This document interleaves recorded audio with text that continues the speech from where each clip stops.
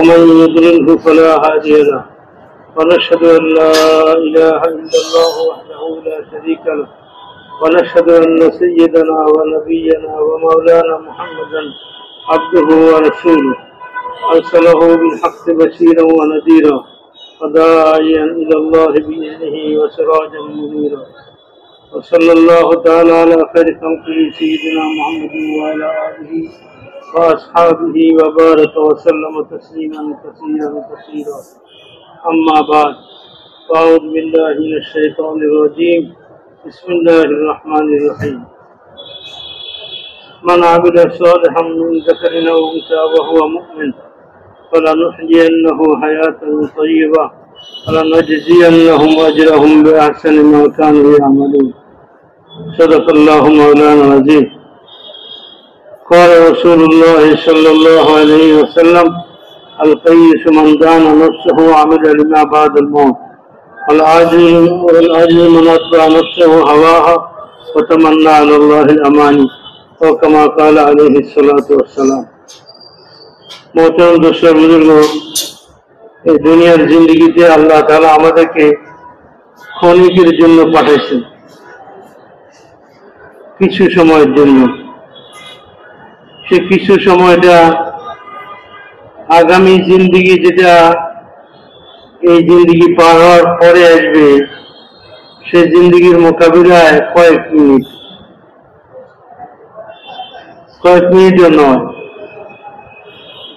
ওইখানে তো একদিনই হবে 50,000 বছরের সময় সেই 50,000 বছরের মোকাবিলায় দুনিয়ার জীবনটাই তো কয়েক মিনিট আর আখিরাতের অনন্ত জীবনের মোকাবিলায় দুনিয়ার জীবনের কোনো হিসাবে আসে না এটা কোনো ক্যালকুলেটরে কোনো কম্পিউটারে হিসাব করে বের করা যাবে না আখিরাতের তুলনায় দুনিয়ার সময়টা কত কম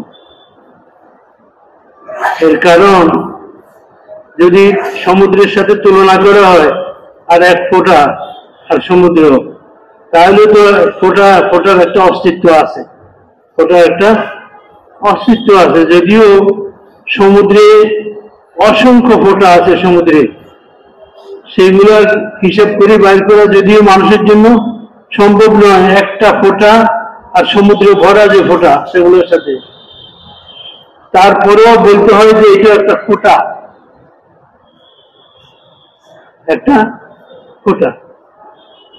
কিন্তু আখিরাতের মোকাবিলায় দুনিয়া কি এতটুকু বলা যাবে কিছু বলা যাবে এই সংক্ষিপ্ত জীবনে আল্লাহ তাআলা আমাদেরকে পাঠাইছেন কে পাঠাইছেন আল্লাহ পাঠাইছেন আর আমাদের মুরব্বী ছিলেন হাজী আব্দুল ওয়াহাব সাহেব রহমতুল্লাহ আলাইহি তিনি বলতেন একথা যে যাকে পাঠায় সে কোনো উদ্দেশ্যে তাকে পাঠায় যে কোথাও কাউকে পাঠাইলে সে কোনো উদ্দেশ্যে পাঠায় বাজার করতে পাঠাইছে কাপড় কিনতে পাঠাইছে ওষুধ আনতে পাঠাইছে ডাক্তারের কাছে যেতে পাঠাইছে কোনো না কোনো উদ্দেশ্যে পাঠায় থাকে হজ করতে পাঠাইছে উমরা করতে পাঠাইছে স্কুলে যেতে মাদ্রাসায় যেতে পাঠাইছে জামাতে যেতে পাঠাইছে যে কাউকে কোথাও পাঠায় এই পাঠানোর পিছনে যে পাঠায় তার কোনো উদ্দেশ্য থাকে তো হাজী সাহেব রহমতুল্লাহ বলতেন আল্লাহ তাআলা যে আমাদেরকে দুনিয়াতে পাঠাইলেন পাঠানোওয়ালা কে আল্লাহ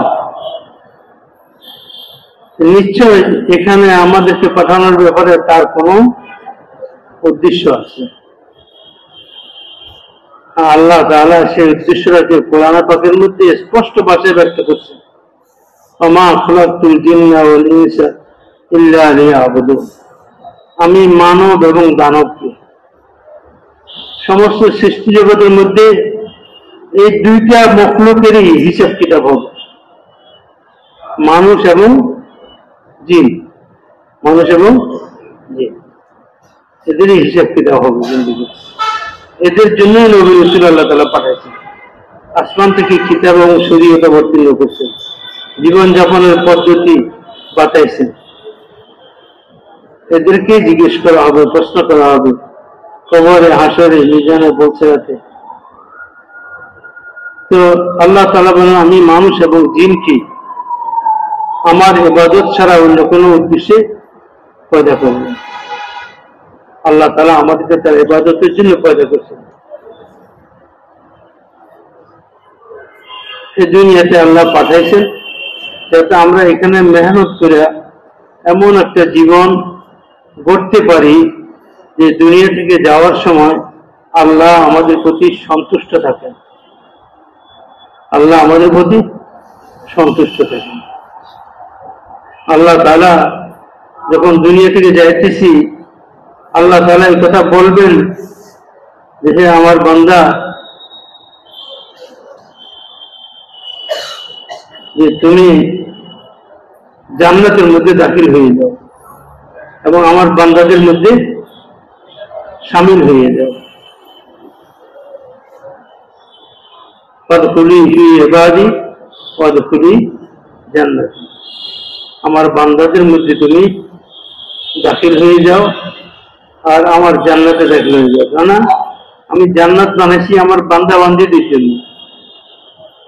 যে উদ্দেশ্যে আমি তাদেরকে পয়দা করেছি, যে উদ্দেশ্যে আমি তাদেরকে দুনিয়াতে পাঠাইছি, সেই উদ্দেশ্য মোতাবেক তারা জিন্দেগি যাপন করেছে এবং আমাকে সন্তুষ্ট করিয়াছে।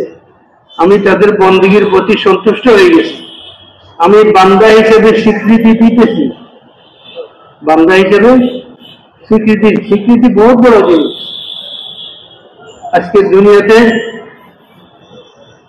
স্বীকৃতির অর্থ আর মূল্য মানুষ বুঝে।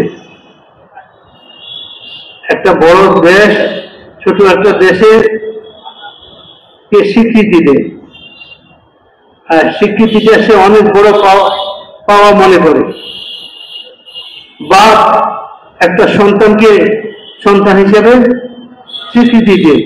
এই স্বীকৃতির কারণে সে বাপের মিরাসের অংশীদার হয়ে যায়। স্বীকৃতির কারণে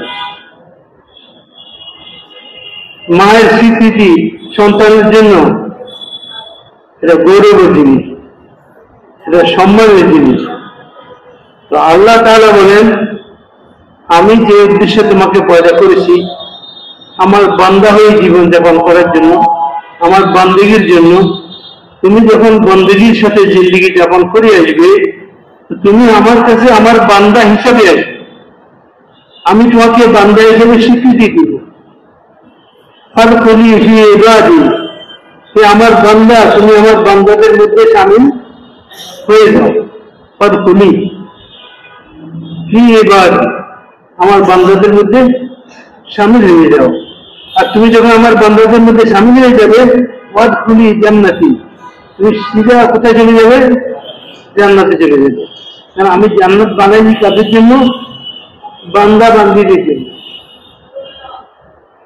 যারা বান্দা হিসেবে জীবন যাপন করবে না, যারা বান্দী হিসেবে জীবন যাপন করবে না, আমার বান্দা হিসেবে, আমার বান্দী হিসেবে জীবন যাপন করবে না, বরং শয়তানের বান্দা হিসাবে, শয়তানের বান্দী হিসাবে, নফসের বান্দা বান্দী হিসেবে জীবন যাপন করবে। স্বাধীন জীবন, আধুনিক জীবন।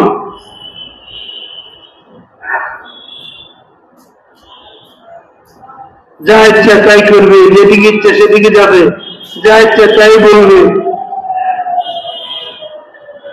সে নিজেকে স্বাধীন মনে করে। তো যদি সে এভাবে জীবন যাপন করিয়া আসে, তো সে আমার বান্দার মধ্যে সামিল হইতে পারবে না। আর যারা আমার বান্দার মধ্যে সামিল হয়ে আসবে না, তাদের জন্য আমি রেখেছি জাহান্নাম। জান্নাত হলো আমার বান্দা বান্দীদের, নেক বান্দা বান্দীদের মেহমান খানা। নেক বান্দা বান্দীদের জন্য মেহমান খানা হলো জান্নাত। আমি তাদেরকে জান্নাতের মধ্যে মেহমানদারি করব, মেজবান আমি নিজে হব। ঘর আমার বানানো, ঘর আমার বানানো, আর এত সুন্দর, এত কারুকার্য করে আমি বানাইছি। দুনিয়ার কোন টেকনোলজি, দুনিয়ার কোন বিজ্ঞান, সায়েন্স, দুনিয়ার কোন ইঞ্জিনিয়ার এরকম একটা নকশা বানাইতে পারবে না। আমি এত সুন্দর করে জান্নাত বানাইছি, একটা ইট স্বর্ণের, একটা ইট রূপার। এর উপর যে প্লাস্টারিং গুলো করা হয়েছে, প্লাস্টার করা হয়েছে দেওয়ালের উপরে, সেগুলো মণি মুক্তা দিয়ে। জান্নাতের জমিনের মধ্যে ঘাস হবে, ঘাস, সেই ঘাসগুলো হবে জাফরানের। জাফরান দেখছেন? জাফরানের পাকানো বিরিয়ানি খাইছেন কোন সময়? বেশি না পারলে সামান্য একটু কিনে একটু চা দিয়ে খাই, রং চার মধ্যে দিয়া। জাফরানের সুগন্ধি আপনার মন মেজাজকে মুহূর্তের মধ্যে সুরভিত করে দিবে। আর জান্নাত, যে জান্নাত এত বড় যে একজন আদনা জান্নাতি, নিম্ন স্তরের জান্নাতি, থার্ড ক্লাসের জান্নাতি, যার নিচে আর কোনো ক্লাস নাই, যার নিচে আর কোনো ক্লাস নাই, ওই দরজার জান্নাতির আল্লাহ যে জান্নাতটা দিবেন, সে জান্নাতটা দুনিয়া থেকে 10 গুণ বড় হবে। পৃথিবীটা কত বড়, কত বড়। আর একজন নিম্ন স্তরের বেহেশতের জান্নাত, বেহেশত দুনিয়া থেকে 10 গুণ বড় হবে। 80,000 খাদিম দিবেন আল্লাহ তাআলা। রাজত্ব কারে করে? এই দুনিয়ার রাজত্বের কোন মূল্য আছে আখিরাতে জান্নাতের রাজত্বের সাথে? এই দুনিয়ার রাজত্ব তো কোন নিরাপত্তাও নাই, রাজারও নিরাপত্তা নাই, রাজারও নিরাপত্তা নাই। আল্লাহ তাআলা জান্নাতের নাজ ও নেয়ামত দিয়ে জান্নাতকে সাজিয়েছেন তার বান্দা বান্দীদের জন্য, তার বান্দা বান্দীদেরকে মেহমানদারি করবেন সেখানে। আল্লাহ জান্নাতের মধ্যে আল্লাহ শান অনুযায়ী আসবেন। কোথায় আসবেন? জান্নাতের মধ্যে আসবেন। কিভাবে আসবেন সেটা আল্লাহ জানেন, সেটা আমরা মখলুক, আমরা মানুষ এটা বুঝাতে পারবো না। কেননা আল্লাহ তাআলার আসা যাওয়া, উঠা বসা ধরা, এগুলা মানুষের আসা যাওয়া উঠে বসা ধরার মতো নয়। মানুষের অঙ্গ প্রত্যঙ্গের সাথে আল্লাহ তাআলার কোনো সাদৃশ্য নাই। আল্লাহ এই সব কিছু থেকে মুক্ত, তিনি সব জায়গায় আছেন, সব কিছু দেখেন, সব কিছু শুনেন। তাই বলে মানুষের মতো ওনার কান না। মানুষ মনে করে যদি যে আমার মতো কান, না, আল্লাহর শান অনুযায়ী আল্লাহ শুনেন, তিনি দেখেন। তার চোখ মানুষের চোখের মতো না, তার চোখ তার শান অনুযায়ী তিনি দেখেন সবকিছুকে। তিনি দূরকে নিকটকে সমানভাবে দেখেন, দূর ও নিকটকে সমানভাবে দেখেন। তিনি ছোট বড় সবকিছুকে সমানভাবে দেখেন। একেবারে সমুদ্রের গভীরে তলদেশে একটা বালু কণা পানির ধাক্কায় স্রোতে একদিক থেকে একদিকে সরে গেছে, সেটাও আল্লাহ দেখছে। গভীর জঙ্গলে অমাবস্যার রাত্রি, মেঘাচ্ছন্ন আকাশ, গড়ি গড়ি বৃষ্টি, জঙ্গলের অন্ধকার, সব মিলাইয়া অন্ধকারই অন্ধকার, হাত মিললে হাত দেখা যায় না।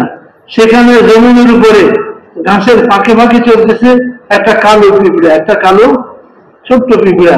হচ্ছে আল্লাহ তাআলার নজর এড়ায় না, সে আল্লাহর নজরের বাইরে নয়। সে কোন দিকে মুখ করতেছে আল্লাহ দেখতেছেন, আবার কোন দিকে মুখ করতেছে আল্লাহ দেখতেছেন, আবার কোন দিকে মুখ করতেছেন আল্লাহ দেখতেছেন। কতক্ষণ সোজা চলতেছে এটা দেখতেছেন, কতক্ষণ আঁকা বাঁকা চলতেছে এটা দেখতেছেন। এবং রাত দিনে কোন বেশকম নেই আল্লাহর জন্য। মানুষ রাতে দেখে না, দিনে দেখে।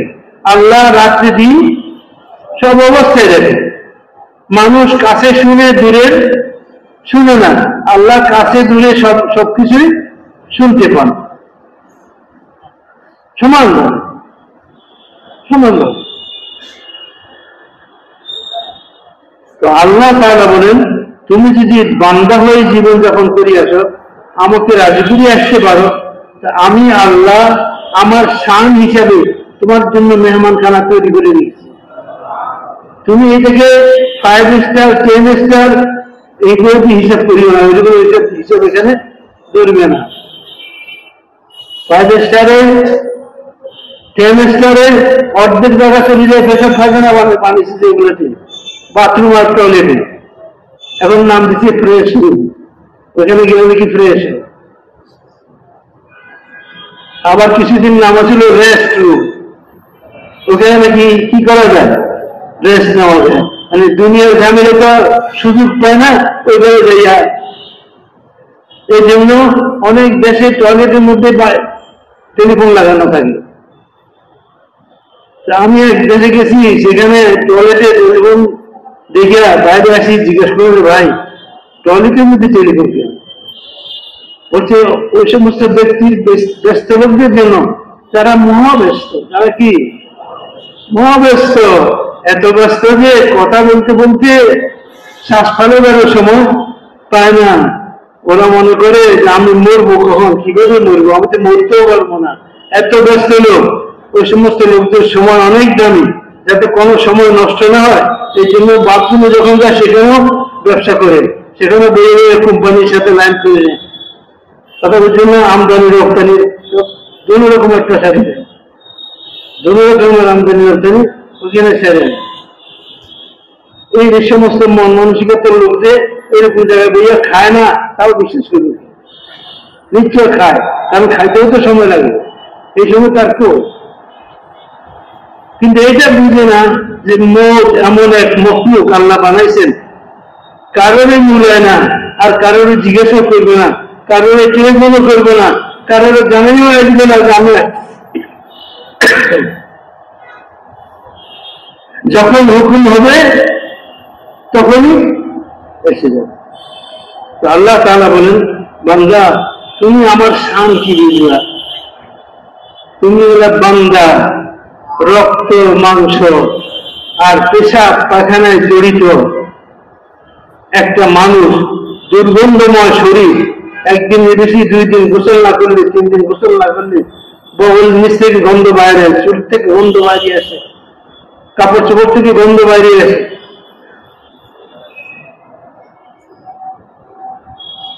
তো তোমার তো আপাত মস্তক দুর্গন্ধ, পচা, আজকে মরে যাও, পছন্দ ধরবে মুহূর্তের মধ্যে, দেরি হবে না। মাটিতে এই জন্য দফন করা হয় যাতে এই পচনের কারণে কোনো রোগ বিমারি প্রভাব বিস্তার না করে।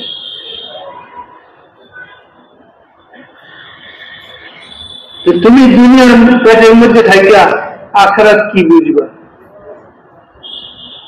আর সেখানে আমার আযাব, আমার নিয়ামত, আমার মেহমানখানা, আমার জেলখানা কি বুঝবা? দুনিয়ার জেলখানা দিয়ে আখিরাত বুঝবা? দুনিয়ার জেলখানা দিয়ে আখিরাত বুঝতে পারবে না। আখিরাতের জেলখানা দুনিয়ার জেলখানা থেকে কোটি কোটি গুণ বেশি কষ্ট দেয়। আখিরাতে আল্লাহ তাআলার মেহমানখানা দুনিয়ার মেহমানখানা থেকে, 5 স্টার 10 স্টার হোটেল থেকে, দুনিয়ার রাজা বাচ্চাদের মেহমানদের থেকে কোটি কোটি গুণ বেশি উন্নত। এগুলো চিন্তা করতে পারবো না আমাদের দুনিয়ার বসে। আমাদের বুজুর্গ বলতেন যে জান্নাতে যাওয়ার পরে যদি কেউ দুনিয়ার আলোচনা করে, তাহলে জান্নাতীদের কাছে এটা এত ঘৃণিত জিনিস হবে, জান্নাতীদের কাছে দুনিয়ার কোনো আলোচনা। যেরকম আজকে দুনিয়ার মর্তের জগতে, মাটির জগতে কোনো মানুষের সামনে পায়খানা নাড়াচাড়া করলে তার কাছে যেরকম এটা কি লাগবে, খারাপ লাগবে, অত্যন্ত অপছন্দনীয় লাগবে, ঠিক জান্নাতের মধ্যে জান্নাতীদের সামনে দুনিয়ার আলোচনাটাও এরকম খারাপ লাগবে। এটা এমন কোন বস্তুই না, দুর্গন্ধময় একটা বস্তু। আল্লাহ রাসূল সাল্লাল্লাহু আলাইহি ওয়াসাল্লাম সাহাবাদেরকে বলতেছেন, একটা বকরির বাচ্চা পড়িয়েছে, কান কাটা, ফুলে গেছে, পছন্দ ধরছে, দুর্গন্ধ ছড়াইতেছে। রাসূল সাল্লাল্লাহু আলাইহি ওয়াসাল্লাম জিজ্ঞেস করলেন, হে আমার সাহাবারা, তোমরা কে 1 দিরহামের বিনিময় এটা খরচ করবে কিনা? সাহাবাগণ বললেন, ইয়া রাসূলুল্লাহ, এটা যদি জিন্দাও হইতো চাইলেও তো আমরা কিনতাম না, কারণ এটার মধ্যে দোষ আছে। কি? কান কাটা। কান কাটা বকরি পছন্দ করে না কেউ। এটা মোরা পচা, এটা তো বিনা পয়সায়ও আমরা নিব না। ফরমান দুনিয়ারও দৃষ্টান্ত এরকম, আখিরাতের তুলনায় দুনিয়ার দৃষ্টান্ত এরকম, যে কোনো বাস্তবতা নাই, হাকিকত নাই। কিন্তু শয়তান দুনিয়াকে এমন ভাবে সুসজ্জিত করে মানুষের সামনে নিয়ে আসে যে এই দুনিয়ার মোহে মানুষ পড়ে যায়।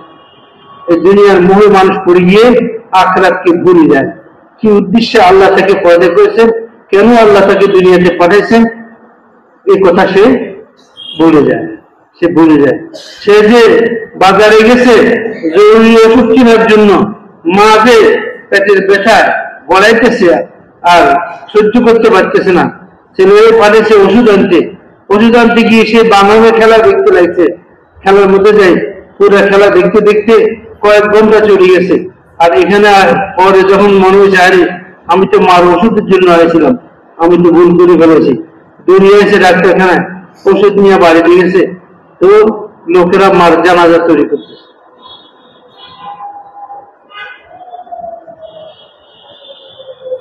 এই ছেলেটার যে আক্ষেপ হবে তার চাইতে শত কোটি গুণ নয়, হাজার কোটি গুণ নয়, অনন্ত কোটি গুণ বেশি আক্ষেপ হবে ওই লোকটার, যে লোকটা দুনিয়া থেকে আখিরাতে তৈরি করে না গিয়া আখিরাতে উপস্থিত হয়ে গেছে এবং আখিরাতের জগৎ তার সামনে উদ্ভাসিত হয়ে গেছে, আখিরাতের জগৎ তার সামনে প্রকাশ পেয়ে গেছে এবং তার ঠিকানা, তার মন্দির, তার তার তার কি বলবো, তার গন্তব্য তার সামনে স্পষ্ট হয়ে গেছে। যে ব্যক্তি মৃত্যুবরণ করে, মৃত্যুপথ যাত্রীকে মৃত্যুর সময় তার গন্তব্য দেখানো হয়। কি দেখানো হয়? গন্তব্য দেখানো, যে এইটা তোমার গন্তব্য। এই যে দেখতেছো আগুন জ্বলতেছে দাউদা করে, এটি সেই জাহান্নাম। কোন তুমি বিহার জীবন, যে জাহান্নামকে তুমি অস্বীকার করতে, এই সেই জাহান্নাম। এই আল্লাহু আকবার। ফেরেশতা আঙ্গুল দিয়ে ইশারা করে বলবে, এই যে জাহান্নাম দেখো, দেখবে, এইটাই তোমার গন্তব্য। তুমি শয়তানের বান্দা ছিলা, তুমি নফসের বান্দা ছিলা, আল্লাহর বান্দা ছিল না, আল্লাহর বান্দা ছিল না। শয়তান তোমাকে কাবু করে নিয়েছিল, নফস তোমাকে কাবু করে ফেলেছিল। তুমি ভুলে গিয়েছিলে আখিরাতকে, তুমি ভুলে গিয়েছিলে হিসাব কিতাবকে, তুমি ভুলে গিয়েছিলে জান্নাত জাহান্নামকে। তোমাকে যখন বলা হচ্ছে যে ভাই কিছু সময়ের জন্য আসেন, মধ্যে দিয়ে আল্লাহ রসুলের কথা হতেছে, কিছু সময়ের জন্য চলেন, আল্লাহ রাস্তায় কি ঈমান আমলের মেহনত করি, আখিরাতের জন্য কিছু কামাই করি। তুমি বলছিলে আমি অনেক ব্যস্ত, আমার তো ভাই মরারও সুযোগ নাই, আমার মরারও সুযোগ নাই, এত ব্যস্ততা। তো তাকেও বলা হয়েছিল যে ভাই মত তোমার জিজ্ঞেস করে আসবে না, তোমার ব্যস্ততাও দেখবে না, সবকিছুর ভিতর থেকে উঠে নিয়ে যাবে এবং তোমার গন্তব্য তোমাকে দেখানো হবে, এটাই তোমার গন্তব্য। এই সেই জাহান্নাম, যে জাহান্নামকে তুমি অস্বীকার করতে, এই সেই গরম পানি জাহান্নামের, এই সেই রক্তপুর, এই সেই দেখো ফেরেশতাদের মার, সাপের কাটা এবং দংশন, বিচ্ছুর দংশন, এই সব কিছু এখন তোমার সামনে স্পষ্ট। এই তোমার গন্তব্য। এখন তুমি যত সামনে যাবে কঠিন থেকে কঠিন ঘাটি তোমার জন্য আসবে। মৌতের ঘাটি যত শক্ত, মৌতের পরের ঘাটি তার চাইতে আরো বেশি শক্ত। মৌতের ঘাটি কত শক্ত বলছে যে মৌত যার উপর আসে, মৌতের থাপ্পড় যার উপরে পড়ছে, বাঘ আছে না, বাঘ হিংস্র জন্তুদের মধ্যে বাঘের সবচেয়ে বেশি শক্তি কিসে? থাবাতে, পাঞ্জা, এই থাবার মধ্যে তার সবচেয়ে শক্তি বেশি। আর হলো তার গর্জন। এই গর্জন একটা শক্তিশালী মানুষের হাতকে বিকল করে দিবে। এর গর্জনের ভিতরে আল্লাহ তাআলা এত শক্তি রেখেছেন। আর এর খাবার মধ্যে পাঞ্জার মধ্যে এত শক্তি রয়েছে, একটা বিশাল জানোয়ার তার থেকে 10 গুণ বড়, ওর উপরে যদি সে সর্বশক্তি প্রয়োগ করে থাপ্পড় দেয়, এক থাপ্পড়ে ওই জানোয়ারের ভিতরে সমস্ত নাড়গুলা ছিঁড়ে যায়, সমস্ত নাড়গুলো ছিঁড়ে যায়। মৌতের থাপ্পড় আর মৌতের থাবা আর মৌতের পাঞ্জা, মেরে ভাই, এর চাইতে কোটি কোটি গুণ বেশি ভারী, বেশি ভারী। মৌত যখন তার পাঞ্জা মারিবে বুকুর উপরে আর রুহকে টেনে বের করে নিয়ে যাবে, বলছে এত বেদনাদায়ক হবে সেটা, সেটা ভাষায় ব্যক্ত করা সম্ভব নয়। এই মৌতের পাঞ্জার কারণে, থাপ্পড়ের কারণে তার সমস্ত শরীর তিক্ত হয়ে যাবে, তিতা হয়ে যাবে। কি হয়ে যাবে? তিতা হয়ে যাবে, তার জিহ্বা তিতা হয়ে যাবে। বলছে এত তিতা হবে যে পৃথিবীতে এত তিতা কোনো জিনিস হবে না। মৌতের থাপ্পড় এত ভয়ানক।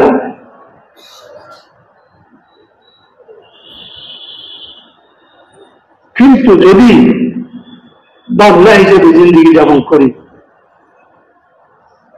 বন্দেগীর সাথে জীবন যাপন করি, আল্লাহকে রাজি করিয়ে কেউ দুনিয়া থেকে যায়, তাহলে আল্লাহ তাআলা বলেন ফাদখুলি ফি ইবাদি, তুমি আমার বান্দাদের মধ্যে শামিল হয়ে যাও। তুমি আমার বান্দা, আমি তোমাকে স্বীকৃতি দিলাম। আমি তোমাকে কি স্বীকৃতি দিলাম? সুবহানাল্লাহ। আল্লাহ কাউকে একটা স্বীকৃতি দিবেন যে তুমি আমার বান্দা, এত বড় মহা স্বীকৃতি আর হতেই পারে না, এত বড় স্বীকৃতি আর হইতেই পারে না।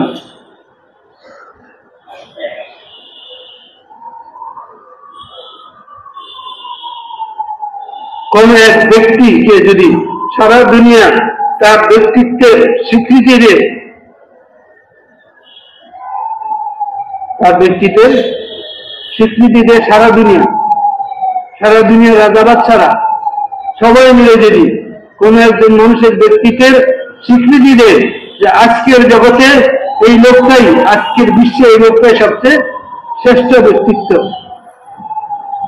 ব্যক্তিত্ব, এই স্বীকৃতির কোনো দাম নেই। এই স্বীকৃতির দুনিয়ার মানুষের কাছে থাকতে পারে, আল্লাহর দৃষ্টিতে এই স্বীকৃতির কোনো দাম নেই।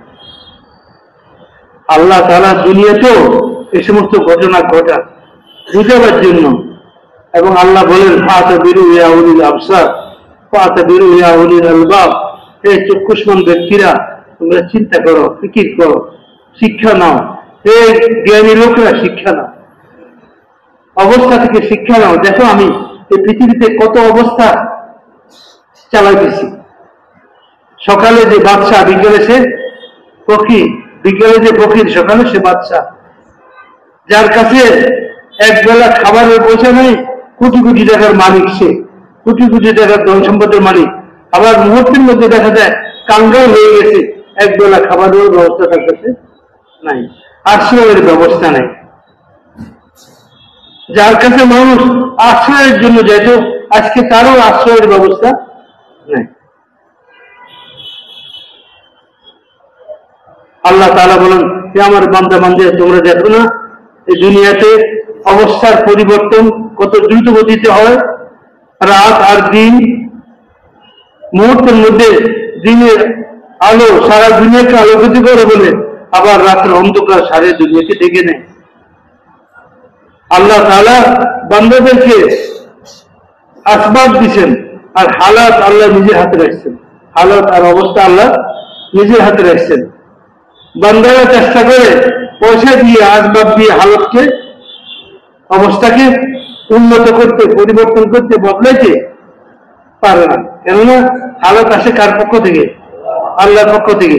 আর হালত আসে আমলের উপরে। হালত আসে ওমা আসাবাকুম মিন মুসিবাতিন ফাবিমা কাসাবাত আইদিকুম ওয়া ইয়াফু আন কাসীর। যত রকমের কষ্টদায়ক, পরেশানি, মুসিবত, বিমার আমারি, বিভিন্ন হালত তোমাদের উপর আসে, এগুলো তোমাদের বদ আমলের কারণে, এগুলো তোমাদের বদ আমলের কারণে।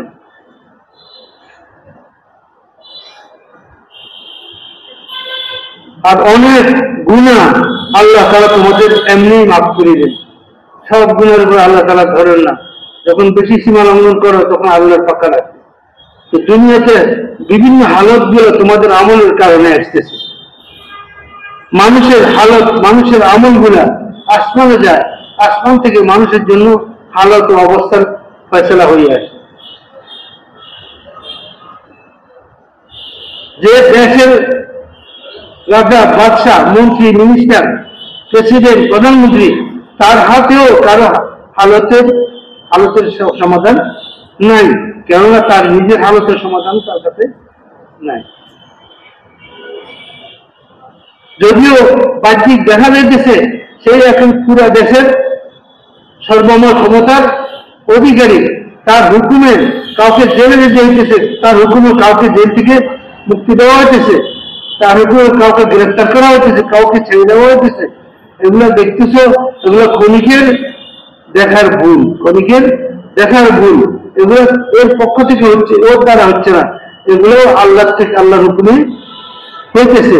এই হালত গুলো যে বিভিন্ন লোকের উপর আসতেছে, এগুলো তাদের আমলের পরিণতি হিসেবে আল্লাহর পক্ষ থেকে আসছে। হালত আল্লাহর কাছ থেকে আসে, আসবাব মানুষের কাছে।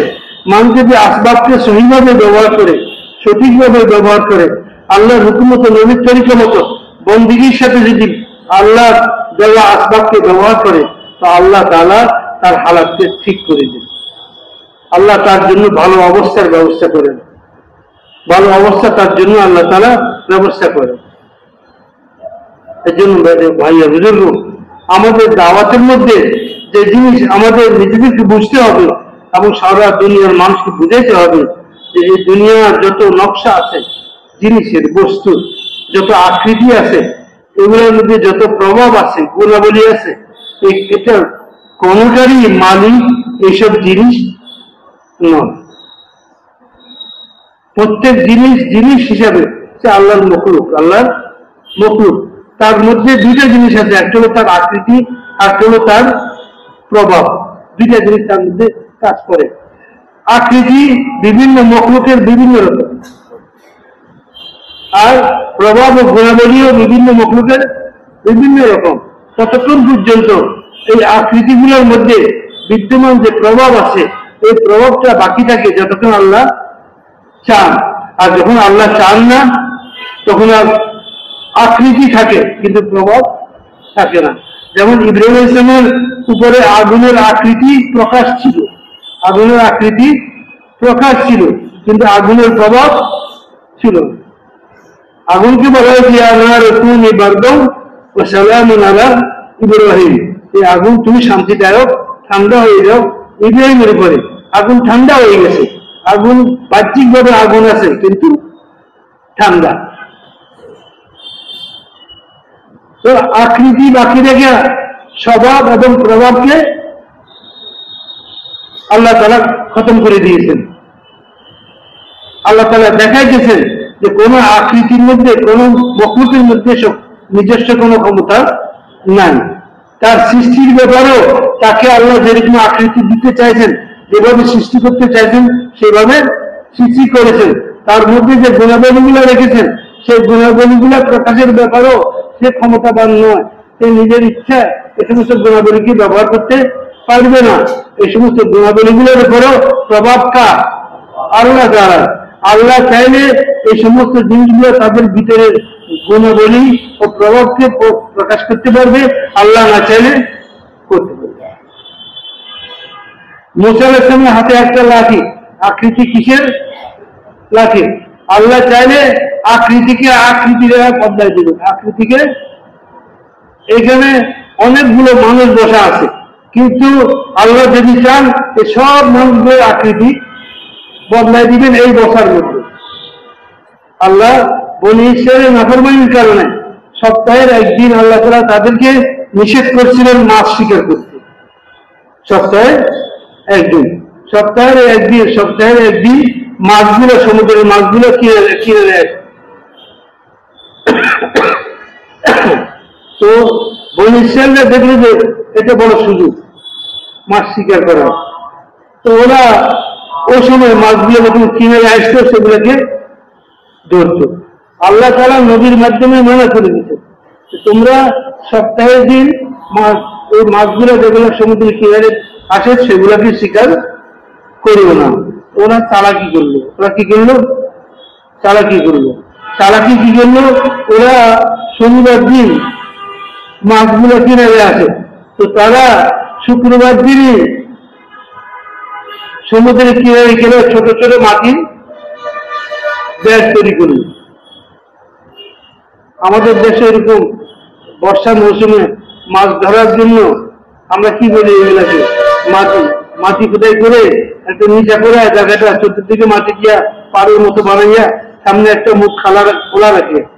এতে কি হয়, বর্ষার মৌসুমে বিভিন্ন জায়গা থেকে মাছগুলো আসি সেখানে ঢুকে, সেখানে মাছগুলোকে ধরার জন্য বিভিন্ন গাছের ডালা ফেলা দেয়, বিভিন্ন সময় খাওয়ার ওঠে। এক সময় যখন তারা বুঝতে পারে যে মাছ ভিতরে ঢুকছে, তখন তারা মুখটা বন্ধ করে দেয়, পানিগুলো শেষ করে মাছগুলো ধরে নেয়।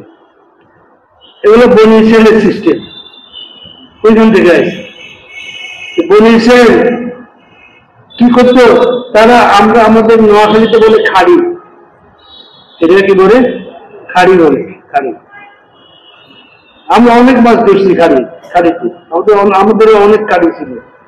গ্রামের মানুষদের, কৃষকদের এগুলা প্রায় নিচা জমিগুলোর মধ্যে তারা বানায় রাখে। মৌসুমে তারা ধরে, মাঘ মাসের দিকে পানি শুকিয়ে যায়, ওই সময় তারা মাছগুলো ধরে, পৌষ মাঘ মাসে। তো কি বলছিলাম, এখন তারা শুক্রবার দিন এই খাড়িটা বানাইয়া মুখটা খোলা রাখে, শনিবার দিন আর মাছ ধরে না, মাছগুলো আসে এটা ভিতরে ঢুকে, ওরা শুধু যাইয়া মুখটা বন্ধ করে চলে আসে, মুখটা বন্ধ করে দিয়ে চলে আসে, রোববার দিন শিকার করে। চালাকি কার সাথে করতেছে? চালাকি আল্লাহর সাথে করতেছে। আল্লাহ করতেছে বান্দরামি আমার সাথে করো, আর জায়গা পাবো না, এগুলোকে বলে বান্দরামি। এগুলোকে বলে কলা যেটা বেশি দুষ্ট হয় এটার নাম রাখে বান, বেশি বান্দরামি করে। এই আল্লাহ তাআলা এই কওমের শাস্তি দিলেন। কি শাস্তি দিলেন? বললেন কুনু কিরাদাতান খাসিন, কুনু কিরাদাতান খাসিন, তোমরা অপমানিত লাঞ্ছিত বানরে পরিণত হও। তোমরা অপমানিত লাঞ্ছিত বানরে পরিণত হও। এই বলার সাথে সাথে রাত্রে ছিল সব মানুষ, সকালবেলা সবগুলা বানর। আল্লাহ সেকেল পয়দা করছেন, সেকেল মানে আকৃতি আল্লাহ পয়দা করছেন।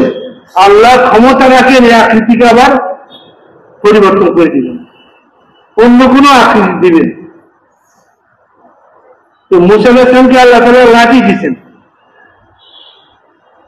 কি দিয়েছেন? লাঠি দিয়েছেন। আল্লাহ তাআলা মুসা আলাইহিস সালামকে হুকুম করলেন যে ফেরাউনের জাদুকরদের জাদুগুলো যখন দেখানো হবে, তো আপনি আপনার হাতের লাঠি ছেড়ে দিলেন। তো উনি আল্লাহর হুকুম পুরা করলেন, বুদ্ধি চালালেন না, নিজের বুদ্ধি চালালেন না, আল্লাহর হুকুম পুরা করলেন।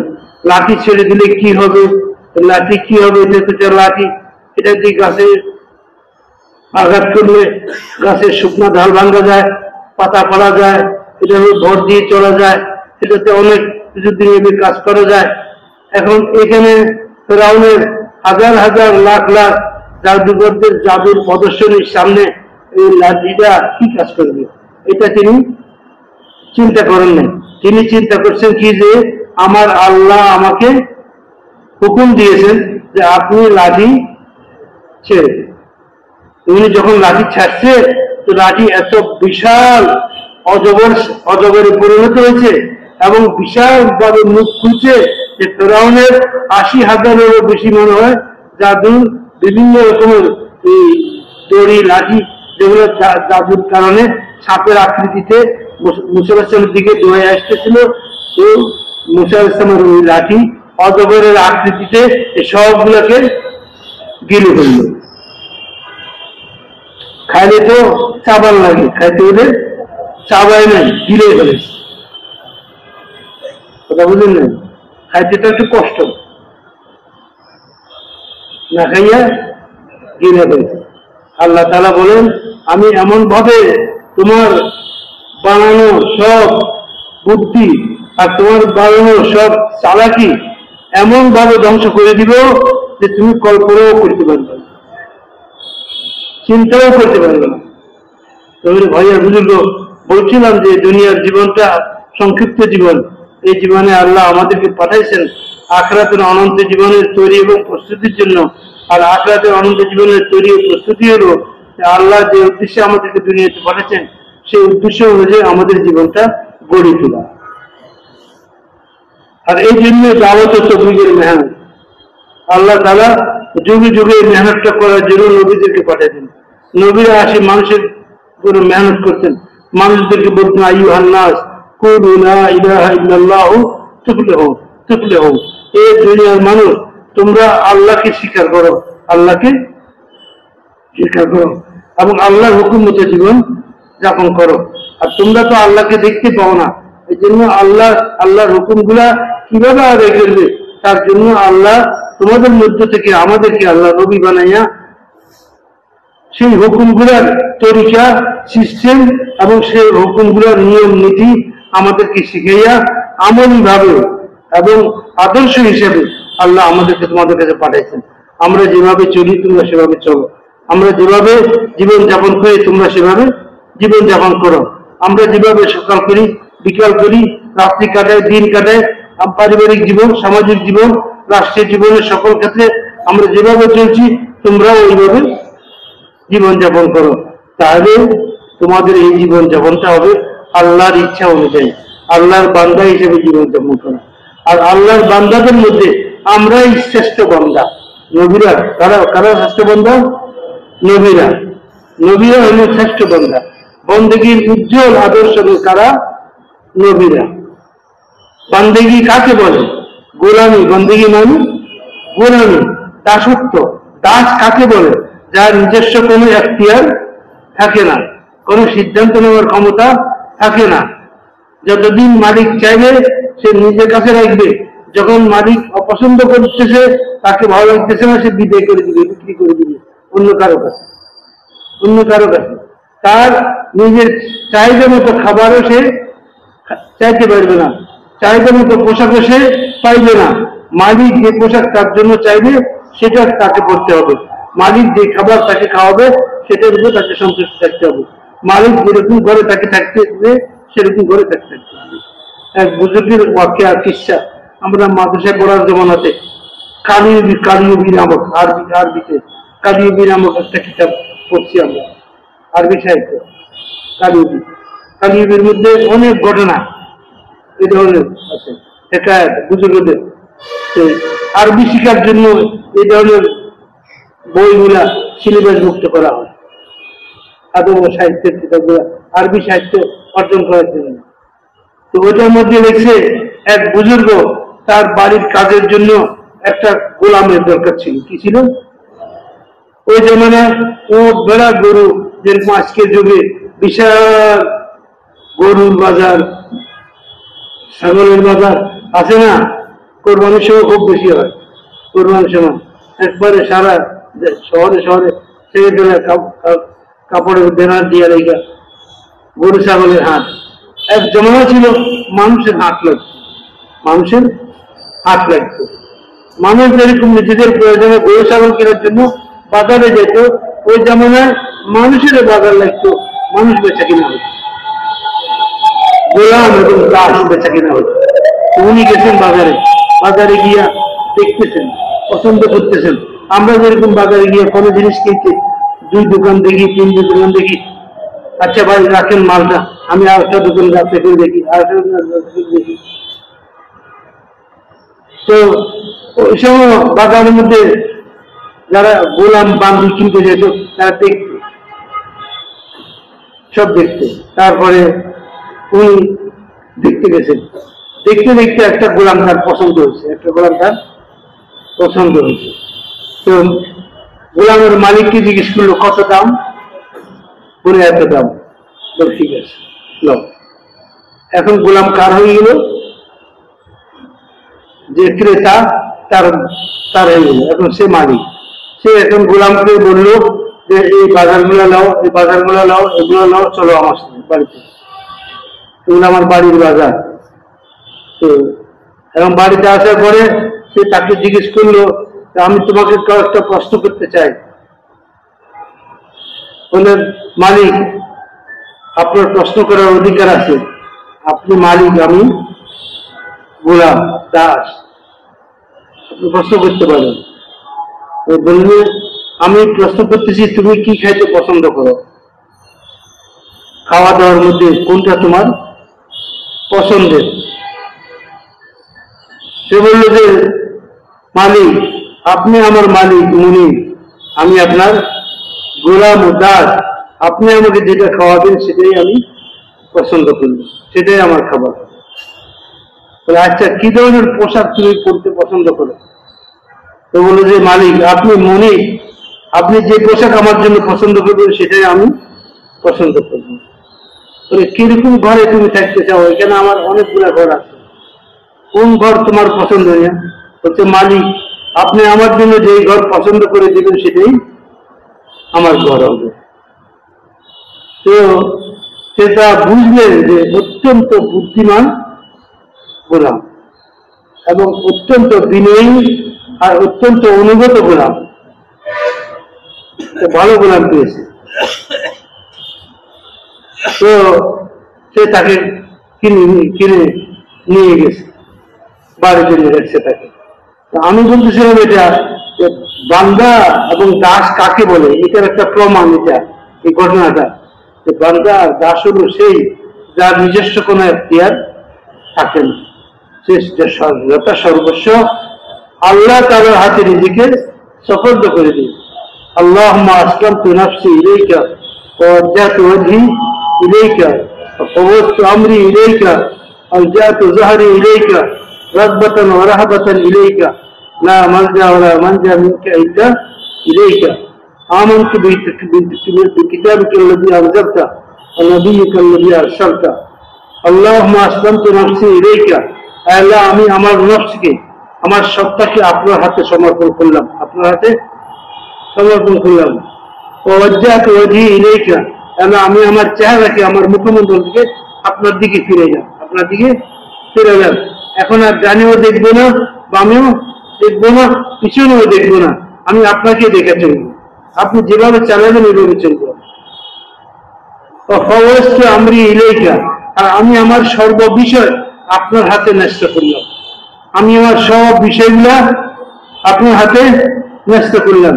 এক সাহাবী মারা গেছেন, মারা যাওয়ার সময় উনি লক্ষ লক্ষ দিরহামের কর্জ রেখে গেছেন, লক্ষ লক্ষ দিরহামের কর্জ রেখে গেছেন। উনার কাছে উনি বড় আমানতদার ছিলেন, উনার কাছে লোকেরা টাকা পয়সা আমানত রাখার জন্য আসতো। উনি বলতেন যে, ভাই, আমি আমানত রাখবো না, আমার ধার যদি দেওয়া তাহলে আমি রাখবো, সময় মতো আমি আদায় করে দেব, সময় মতো আমি আদায় করে দেব, তোমরা আমানত না রেখে কি রেখবা? অথচ উনার জন্য সহজ ছিল কি, আমানত রাখতো, আমানত ফিরিয়ে দিত, উনি দেনাদার হইতেন না। উনি আমানত না রেখে রাখছেন ধার। কি জন্য ধার রাখছেন? চা দিত। উনি কি করেন? ও ধারের টাকাগুলাকে গরিব, এতিম, বিধবা, এগুলো তো যদি আমানত রাখতো তাহলে তো দিতে পারতো না। আমানতের টাকা তো কোথাও যে আমানত তার হুকুম ছাড়া এটা ব্যবহার করা যাবে না। তো উনি বিভিন্ন নেকির রাস্তায়, ভালো রাস্তায় এগুলাকে খরচ করবেন। আর যারা আমানত রাখতো তারা সময় মতো আসতো, ওনার কাছ থেকে নিয়ে যেত। তো ওভাবে চলতে চলতে মওতের সময় পর্যন্ত কয়েক লক্ষ দিরহামের কর্জদার হয়ে গেলেন। এমত অবস্থায় ওনার মওতের নিশানা আলামত দেখা যেতেছিল তো উনি ওনার ছেলেকে ডেকে বললেন, বেটা আমি তো দুনিয়া থেকে যাইতেছি, আমি তো অনেক টাকা পয়সার করজদার, ঋণী, আমার কাছে মানুষের পাওনা আছে। তোমার কাছে যখন কেউ আসবে আমার পাওনা চাওয়ার জন্য, আমার কাছে পাওনা চাওয়ার জন্য তোমার কাছে আসবে, তুমি আমার রবের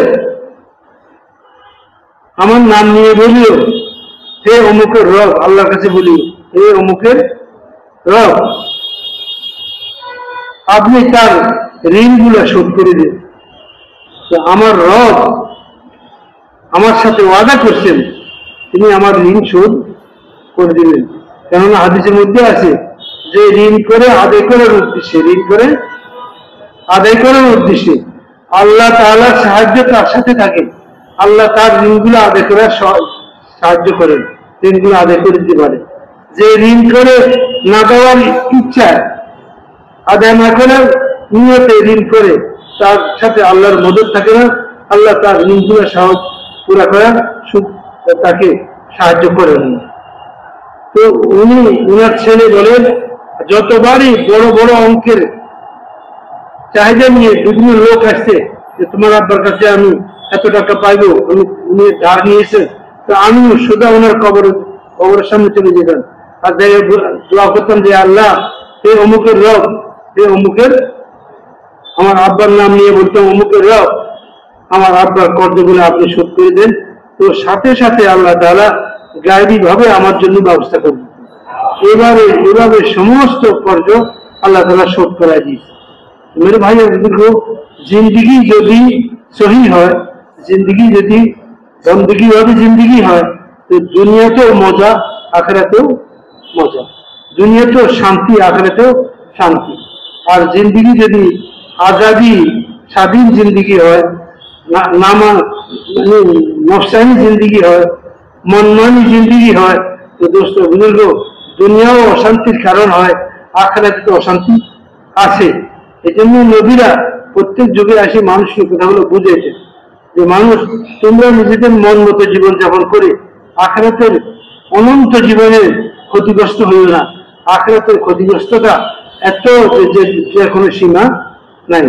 আখিরাতে যে ক্ষতিগ্রস্ত হইল সেই সবচেয়ে বড় ক্ষতিগ্রস্ত হইল। দুনিয়াতে একটা লোক কোটি কোটি টাকার মালিক, শত শত কোটি টাকার মালিক, বাড়ি গাড়ি সবকিছুর মালিক, মুহূর্তের মধ্যে ভূমিকম্প, মুহূর্তের মধ্যে জলোচ্ছ্বাস, মুহূর্তের মধ্যে সুনামি, মুহূর্তের মধ্যে মহামারী সম্পূর্ণ এলাকাকে শেষ করে দিয়েছে, তার সবকিছুকে ছিনিয়ে নিয়ে গেছে, সবকিছু খতম হয়ে গেছে, এক বেলা খাবারের জন্য ফকির হয়ে গেছে, হাত পাতার অবস্থা আসে গেছে। এই লোকটা যত ক্ষতিগ্রস্ত হয়েছে তার চাইতেও শত শত হাজার হাজার কোটি গুণ বেশি ক্ষতিগ্রস্ত ওই লোকটা, যে লোকটা আখিরাতে ক্ষতিগ্রস্ত হয়েছে, যে লোকটা আখিরাতে ক্ষতিগ্রস্ত হয়েছে। আখিরাতের ক্ষতিগ্রস্ততার কোনো পরিমাপ কেউ দিতে পারবে না।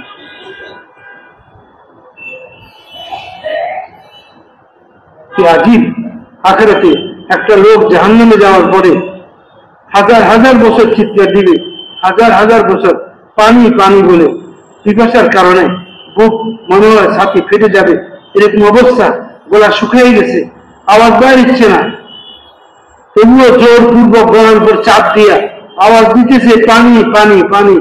এরপরে তার জন্য পানির যে গ্লাসটা আসবে সেটা হলো জাহান্নামের আগুনে উত্তপ্ত গরম পানি গ্লাস,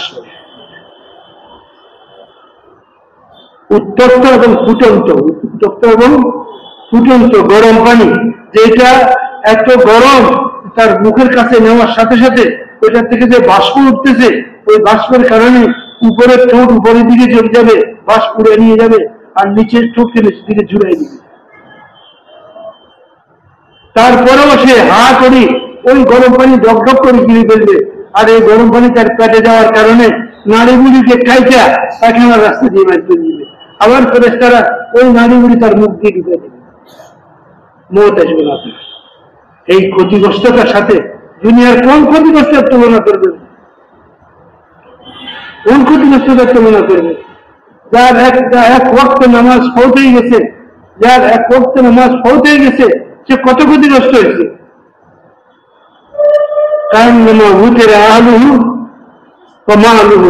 সে যেন তার ভিটা বাড়ি, তার পরিবার পরিজন সবকিছু হারিয়ে দিয়েছে এক মুহূর্তের মধ্যে। এক প্রচন্ড ভূমিকম্প মুহূর্তের মধ্যে, একটা সুনামির আঘাত একটা পরিবারকে সম্পূর্ণ ছিন্নভিন্ন করে দিয়েছে। আর কেউ নাই, খালি ভিটা পড়িয়েছে। ওই লোকটা যত ক্ষতিগ্রস্ত, তার চাইতে বেশি 1000 গুণ ক্ষতিগ্রস্ত ওই লোকটা যে নামাজ ছেড়ে দিয়েছে, নামাজ পড়ে। ইসলামে লিমাল্লাহ সালাতাহু, ওই ব্যক্তির ইসলামের মধ্যে কোনো অংশ নেই। ওই ব্যক্তি নিজেকে মুসলমান হিসেবে দাবি করতে পারে না যে নামাজ পড়ে। কি অবস্থা আছে আজ মুসলমানদের হালত কি? নামাজ তো আল্লাহর বন্দেগীর সবচেয়ে শ্রেষ্ঠ আমল। আল্লাহর বন্দেগীর শ্রেষ্ঠ আমল কি? নামাজ। ইসলামের 5 বুনিয়াদের মধ্যে দ্বিতীয় বুনিয়াদ নামাজ।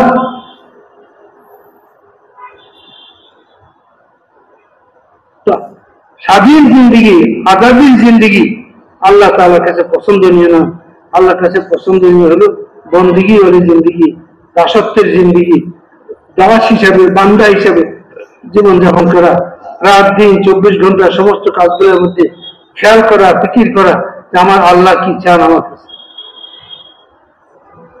আমার উঠা বসা, আমার বিয়ে শাদী, আমার পোশাক পরিচয়, ঘর সংসার, আমার কামরুজি, সব লাইনে আল্লাহর হুকুম, নবীর তরিকা আনুগত্যের সাথে সবকিছু হয়। এই জন্যই আল্লাহ আমাদেরকে দুনিয়াতে পাঠিয়েছেন, এই জিন্দিগি শেখার জন্য। আর জিন্দিগির তালিম দেওয়ার জন্য যুগে যুগে নবী ও রাসূলদেরকে আল্লাহ তাআলা পাঠাইছেন যে মানুষদেরকে এই জিন্দিগির তালিম দেওয়া, শিক্ষা দেওয়া। নবী আর রাসূলরা দুনিয়াতে এসে মানুষকে সেই খোদাই বিধান অনুযায়ী জীবন যাপনের পদ্ধতি শিখেছেন, আমল ইবাদত। প্রত্যেকটা নবী আদর্শ ছিলেন, আদর্শ বান্দা ছিলেন আল্লাহ তাআলা। প্রত্যেক যুগের সর্বশ্রেষ্ঠ সন্তান, প্রত্যেক যুগের যুগ শ্রেষ্ঠ সন্তান এবং যুগ শ্রেষ্ঠ আদর্শ কারা ছিলেন? নবী রাসূলরা। যারা যত বেশি নবী রাসূলদের অনুকরণে নিজেদের জিন্দিগি বানিয়েছে, তারা তত বেশি যুগের শ্রেষ্ঠ সন্তান হিসাবে সর্বযুগে স্বীকৃতি পাইছে এবং আল্লাহর কাছেও স্বীকৃতি পাইছে। আল্লাহর কাছেও স্বীকৃতি পাইছে বান্দা হিসেবে। এই জন্য ভাইয়া বুঝব, আমাদের দাওয়াতের মেহনত শুধু 40 দিন, 4 মাস, 5 কাম, মসজিদ আবাদি এগুলোর মধ্যে সীমাবদ্ধ না। এগুলো মেহনতের কতগুলো তরতিব, কতগুলো পদ্ধতি। আসল হলো বন্দেগীকে কায়েম করা, মেহনতের দ্বারা বন্দেগীকে কায়েম করা। আমি নিজেও বান্দা হিসেবে জীবনযাপন করি, আর সারা দুনিয়ার মানুষ আল্লাহর বান্দা হিসেবে জীবনযাপন করে। দুনিয়া থেকে এমন অবস্থায় যায় যে আল্লাহ তার প্রতি সন্তুষ্ট আর সেও আল্লাহর প্রতি সন্তুষ্ট। আর আল্লাহ সন্তুষ্টির সাথে বলতেছেন, ফাদখুলি ফি ইবাদি ওয়াদখুলি জান্নাতি, তুমি আমার বন্দাদের মধ্যে শামিল হয়ে যাও, আমার জান্নাতে দাখিল হয়ে যাও। আর জান্নাতে দাখিল হওয়ার পরে আল্লাহ কি বলবেন? ইয়া ইবাদি আসসালামু আলাইকুম ইয়া আহলাল জান্নাহ, এই জান্নাতবাসীরা আমার সালাম নাও, আমার সালাম নাও। তোমাদের উপর সালাম বর্ষিত হোক, তোমাদের উপরে সালাম বর্ষিত হোক। তোমরা অনন্তকাল এই জান্নাতে থাকবে, আর কোনোদিন বের হবে না। অনন্তকাল জান্নাতে থাকবে, আর কোনোদিন বের হবে না। এই জান্নাতের নাজ নিয়ামত ভোগ করবে, এই নাজ নিয়ামতের মধ্যে কোনো কমই হবে না। আর যে যৌবন আমি তোমাদেরকে দিয়েছি, প্রত্যেকটা জান্নাতি 33 বছরের বয়স হবে। কত বছর? আর 33 বছর বয়সটা হলো পূর্ণ যৌবন। পূর্ণ যৌবন আল্লাহ তাআলা সব জান্নাতি পুরুষ এবং মহিলা সবাইকে একই বয়সে, একই বয়সে।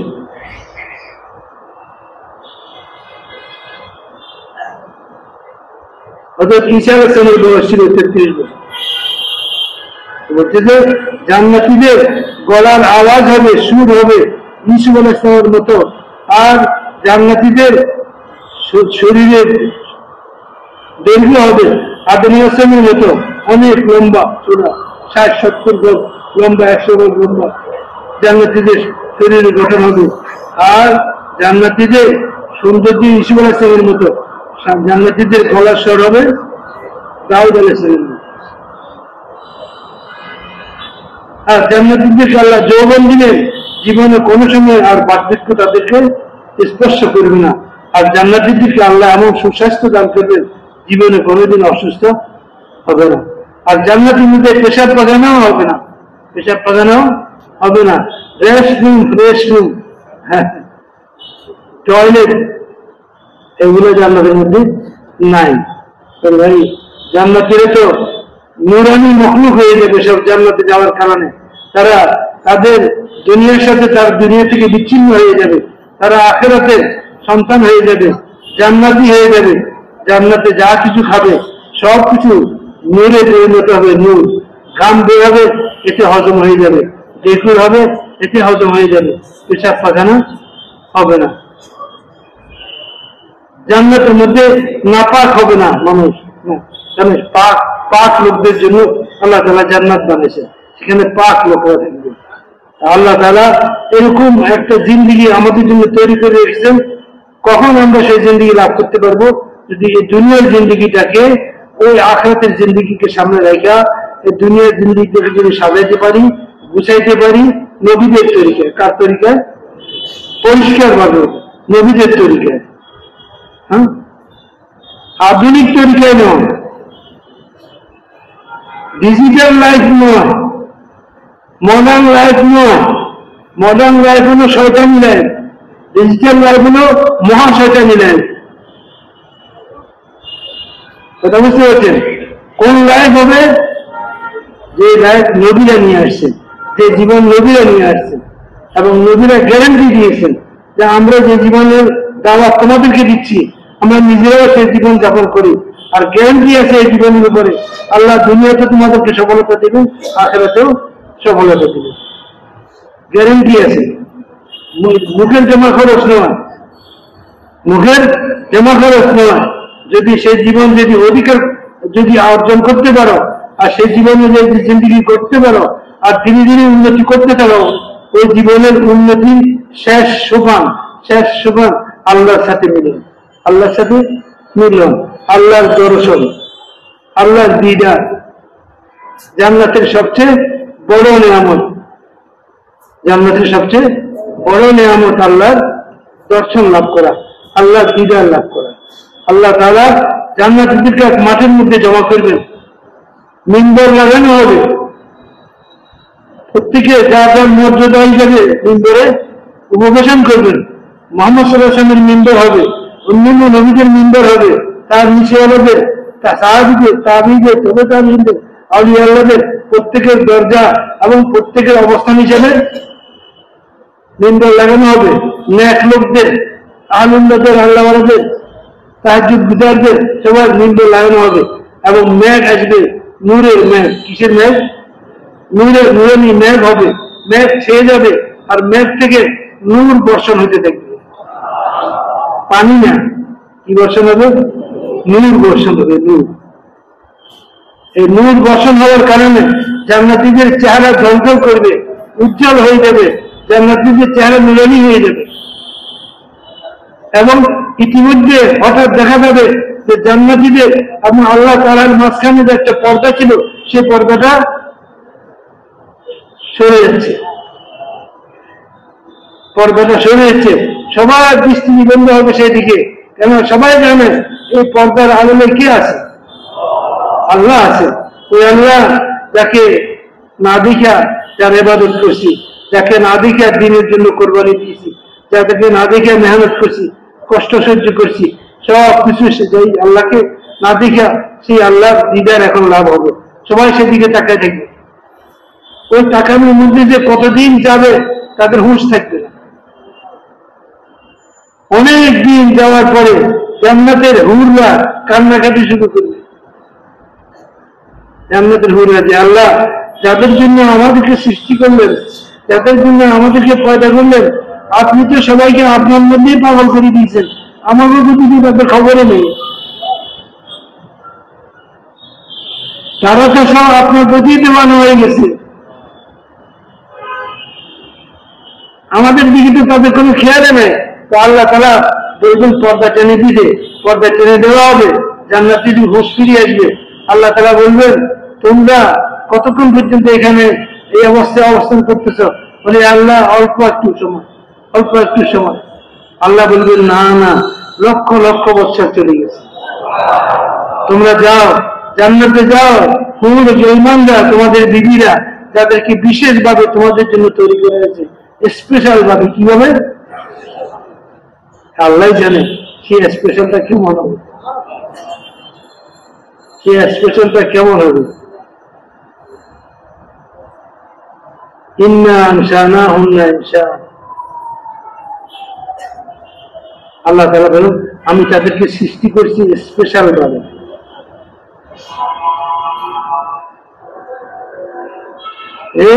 একটা হুর, তার গায়ে যে ওড়না, এই ওড়নাটা যদি আকাশ থেকে যদি জমিনের দিকে এইভাবে ঝুলিয়ে দেয়, তাহলে ওই ওড়নার মধ্যে ওই হুরের গায়ের সুগন্ধি কসমেটিকের না।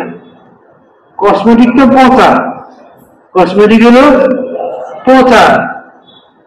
এগুলা যারা বেশি দিন ব্যবহার করে এগুলো ত্বক খসখসে হয়ে যায়, এরপরে বুড়ো হওয়ার আগে বুড়ো হয়ে যায়, বুড়ি হয়ে যায়, করলাম না, বুড়ো হয়ে যায়। কথা বুঝছেন? এই জন্য ওদের জিন্দিগির 3 ভাগের 2 ভাগ সময় চলে যায় এই কসমেটিকের কসমতের মধ্যে। এটা ঘামের কারণে যদি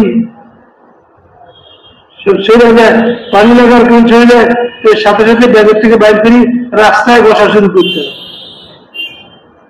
রাস্তায় এই জন্য ছোট্ট একটা আয়না আর কসমেটিকের প্রাথমিক ব্যবস্থাপনা পকেটে লইয়া, কোমরে কান্দে ঝুলাইয়া বাজারে যেতে হবে। আল্লাহ তাআলা বলেন জান্নাতের কসমেটিক যেগুলা, এগুলা কোন কৃত্রিমতা নেই, এগুলোর মধ্যে কি নেই, বরং জান্নাতের হুরকেই ওই কসমেটিক দিয়েই তৈরি করা হয়েছে। জান্নাতের হুরকে ওই সুগন্ধি গুলো দিয়েই পয়দা করা হয়েছে। ওর অঙ্গ প্রত্যঙ্গের মধ্যে কি আছে? সুগন্ধি আছে। তীব্র ক্যালসিয়াম পাউডার দেওয়ার দরকার নাই, এমনি তার ত্বকের মসৃণতা, সৌন্দর্য, সুগন্ধি ভরা। তার ওড়নাটা যেটা তার গায়ে লাগছে, তার গায়ের থেকে যে খুশবু ওড়নার মধ্যে গায়ে লাগছে, সেই ওড়নাটা যদি জমিনের দিকে ঝুলে দেবে, সারা পৃথিবী সুগন্ধে সুবাসিত হয়ে যাবে। তার মুখের মধ্যে যে থুতু আছে, এই যদি কিছু থুতু জমিনের দিকে নিক্ষেপ করে আর এগুলো যদি সমুদ্রের পানিতে পড়ে, তো সমস্ত সমুদ্রের পানিগুলো মিঠা হয়ে যাবে, মিঠা হয়ে যাবে। ভাইয়া বুজুর্গ, এই সব কিছু আল্লাহ তাআলা তৈরি করে রেখেছেন, কোনো সন্দেহ নেই। এরা কাদের জন্য? আমার নেক বান্দাবান্দীদের জন্য। নেক বান্দাবান্দী কারা? যারা আল্লাহর বান্দা হইয়া, আল্লাহর বান্দি হইয়া জীবনযাপন করে। আমি আমার নেক বান্দাবান্দীদের জন্য তৈরি করেছি এমন এমন নিয়ামত যা কোনো চক্ষু দেখে নাই, কোনো কান শুনে নেন, কোনো মন মস্তিষ্ক চিন্তাও করতে পারে নাই। আল্লাহ তাআলা এমন সমস্ত নাজ নিয়ামত জান্নাতের মধ্যে পয়দা করছে। জান্নাতের গেলমান, ছোট ছোট বাচ্চারা যারা খেদমত করবে, মাকনুন, এরা যেন মুখায়িত কিসের মতো, মুক্তার মতো। আপনার বেহেশতিকে 80,000 খাদেম দিবেন আল্লাহ তাআলা। এক এক বেলা এক একজন খাদেম 2 হাতে 2টা প্লেট খাবার নিয়ে আসবে, তো কথা হবে 1,60,000 প্লেট খাবার এক পয়সায় খাবে। পেটে ব্যথা হবে না, পেট ভারী হবে না, পেটে গ্যাস হবে না, ডাক্তার যাইতে হবে না, কিচ্ছু লাগবে না। একটু ঢেকুর দিলে এটাই হজম হয়ে যাবে, একটু গাম বেরিয়ে আসবে শরীর থেকে, এটি হজম হয়ে যাবে। সেই গামটাও আবার মুসকে আম্বরের থেকে বেশি সুগন্ধিত। আল্লাহ তাআলা বলেন যে রাজত্ব তোমরা কল্পনাও করতে পারবে না, এমন রাজত্বের ব্যবস্থা আমি তোমাদের জন্য করেছি। যদি আমি সর্বশেষ জান্নাতীকে, সবার পরে যে জান্নাতে যাবে, অপরাধের কারণে, গুনার কারণে, নাফরমানির কারণে শাস্তি স্বরূপ জাহান্নামেও কিছুদিন চলছে, গুনাহ পরিমাণ শাস্তি হয়ে গেছে, এখন আর জাহান্নামে আর কোনো গুনাহগার মুসলমান নাই, এই ছাড়া এই লোকটা বাইরে, আল্লাহ তাআলা ফেরেশতাদেরকে বলুন এর বাইরে করে নিয়ে আসো। ফেরেশতারা বলবেন যে আল্লাহ, জাহান্নামের মধ্যে এরকম কোনো লোক তো নাই, আমরা তালাশ করছি পাইনি। আল্লাহ তাআলা বলবেন না না আছে, একবারে গভীরে পড়িয়েছে, পড়ে পয়দা হয়ে গেছে, সে সেখান থেকে আমাকে ডাকতেছে, ইয়া হান্নান ইয়া মান্নান, ইয়া হান্নান ইয়া মান্নান ডাকতেছে, আমি তার ডাক শুনতেছি, তোমরা যাও তাকে বাইর করে নিয়ে আসো। ফেরেশতারা তাকে জাহান্নামের তলদেশ থেকে বাইর করে নিয়ে আসবে, জড়ি কয়লা হয়ে গেছে।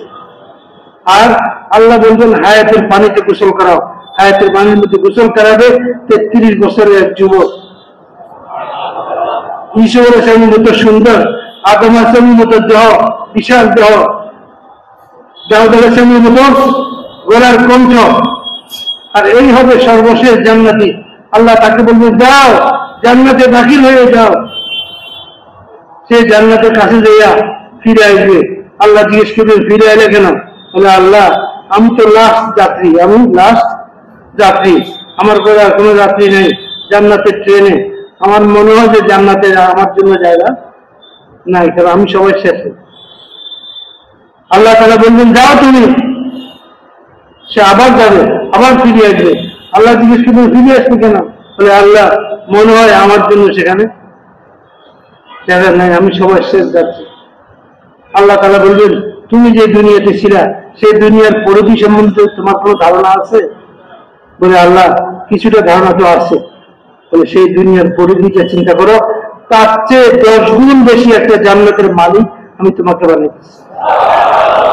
এই সর্বশেষ জান্নাতি, সবচেয়ে নিচু স্তরের জান্নাতি। এখন চিন্তা করেন মধ্যম স্তরের জান্নাতি, উচ্চ স্তরের জান্নাতি, 5 ক্লাস, আরে আল্লাহ কি বলবো, এর উপরে কম ক্লাস আছে।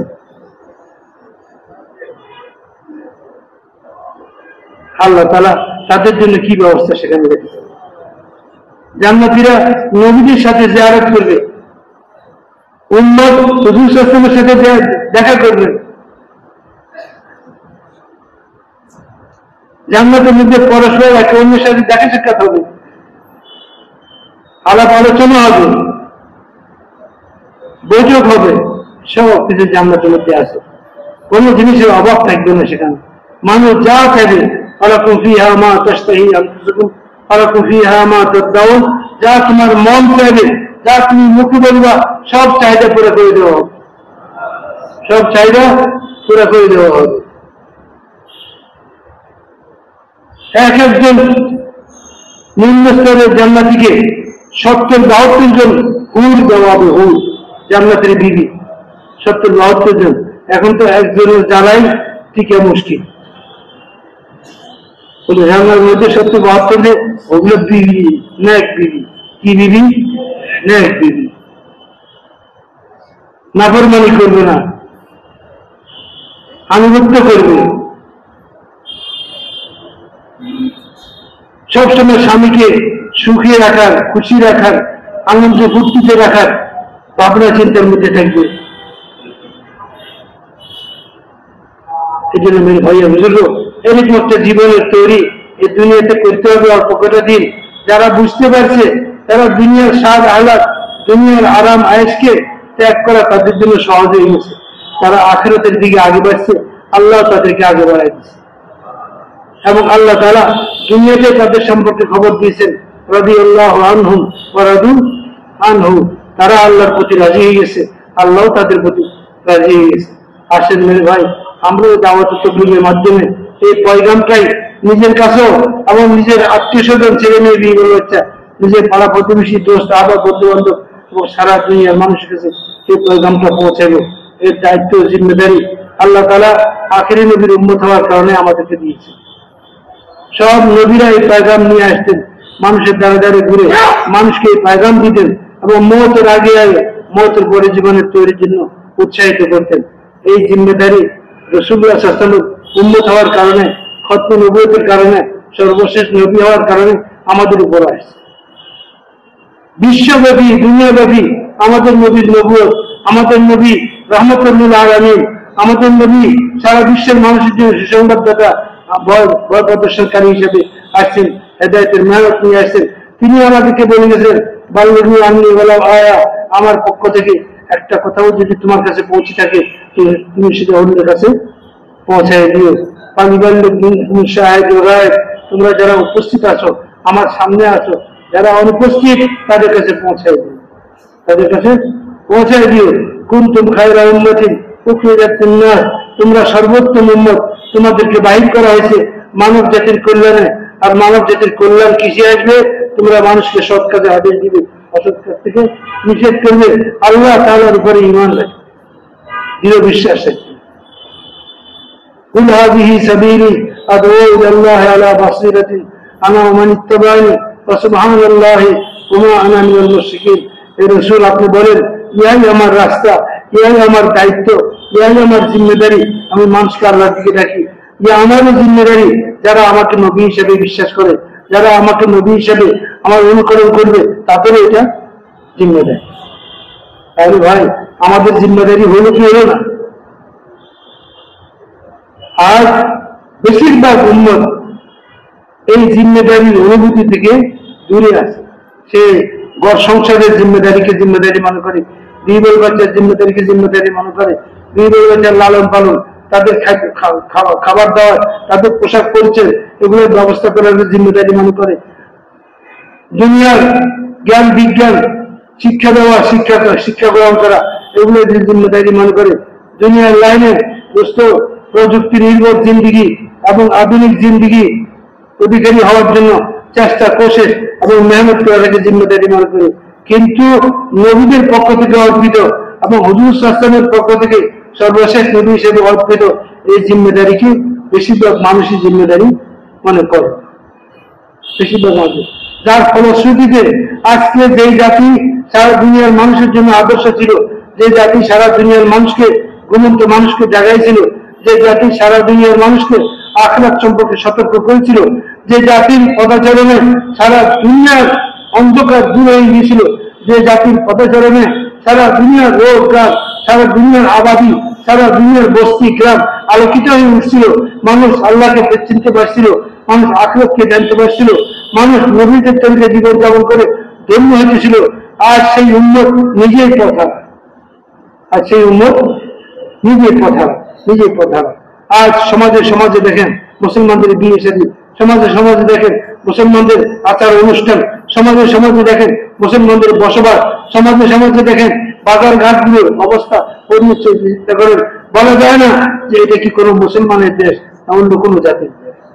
ঠিক কি ঠিক না বলেন? এটা কি কোনো মুসলমান দেশ? এই সমাজ কি কোনো মুসলমান সমাজ? এই গ্রাম কি কোনো মুসলমান গ্রাম? এই এলাকায় কোনো মুসলমান এলাকা?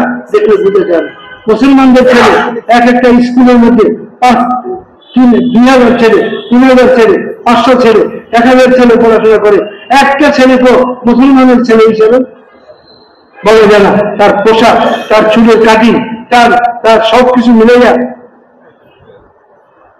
তার পরিধীয় বস্ত্রগুলো দেখলে মনে হয় যেন একটা আধুনিক জন্তু, যেমন কুকুর, বিড়াল, তারপরে গরু, ঘোড়া, গাধা, এদের পোশাক গুলো হলো ফিটিং, এদের সেটিং কি করে, হ্যাঁ, একদম শরীরের সাথে লাগানো। প্রত্যেকটা গরুর পোশাক, তার উপরে চামড়া, এটাই তার পোশাক, ওটা তার পুরো শরীরের সাথে লাগানো। আর এখন এই সভ্য যুগে মানুষ আবিষ্কার করছে যে আমরাও গরু ছাগলের মতো, শিয়াল কুকুরের মতো এরকম পোশাক আমরাও পরবো, যে পোশাকের ভিতরে সবকিছু বাইরে প্রকাশ করতে থাকে, লোক বুঝতে পারে এখানে কি আছে, এখানে কি আছে, এখানে কি আছে। সব জায়গায় যেন বেহায়ানির প্রদর্শনী চলছে, অসভ্যতার প্রদর্শনী চলতেছে, উলঙ্গতার প্রদর্শনী চলতেছে সব জায়গায়। হায়া শরম বলতে কিচ্ছু নেই। বাপ মা বেটি ছেলে সব দুনিয়ার উপযুক্ত বয়সে এক জায়গায় বসি এসব চিত্রগুলো দেখতেছে,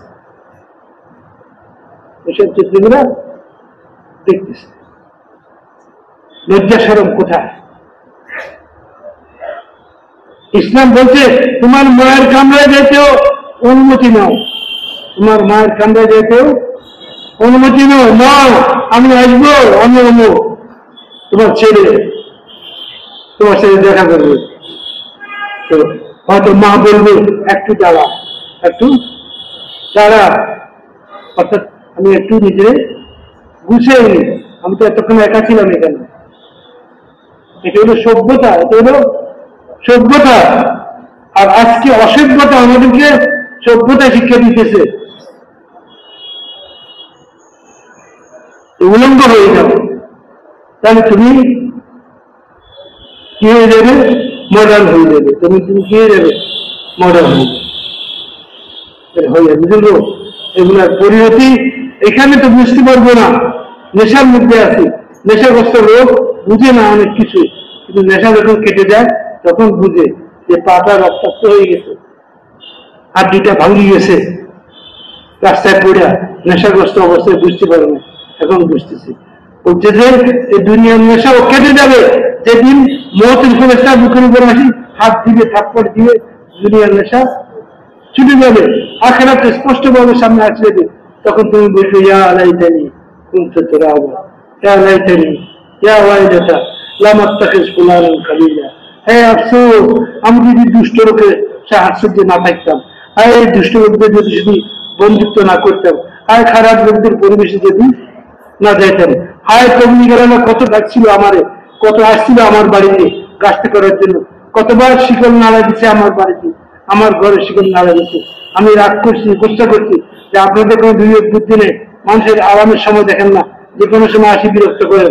যান মিয়া, আপনাদের কোনো কাম নাই, ঘরে মনে হয় শান্তি নেই, এই জন্য আসি। মানুষ নিজের মসজিদে বসে থাকেন, অন্য মানুষদের সুখ শান্তিও পছন্দ করেন না, আরাম করতে দেন না। যান যান।